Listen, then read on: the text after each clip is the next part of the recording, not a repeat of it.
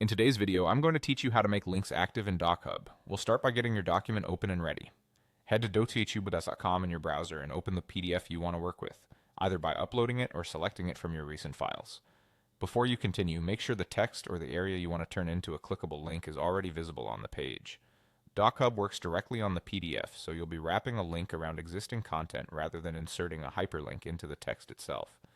Next, enable the tool that creates the link. Look at the top toolbar and choose Insert, then select Link. In some layouts, this is simply labeled Link Tool. Once it's active, your cursor will change, letting you know you're ready to draw the clickable area. If you're working with small text, consider zooming in a bit so you can be precise. Now highlight the part you want to make interactive. Click and drag to draw a box that neatly surrounds the text or image you want linked. Release your mouse to set that area. Try to align the box closely with the content you're targeting so users know exactly what's clickable. If your box isn't quite right, don't worry. You can undo and try again for a cleaner selection. As soon as you release, a pop-up will prompt you for the destination.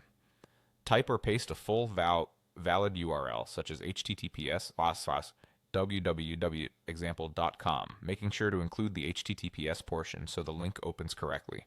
Depending on your version of DocHub, you may see an option to open the link in a new tab or window. Choose that if you want to keep your PDF open for the viewer. When you're satisfied, click Apply or Save to lock in the link. Finally, test it to confirm everything works. Switch to Preview mode or simply click outside the editor to exit the selection. Hover over the linked area and click it.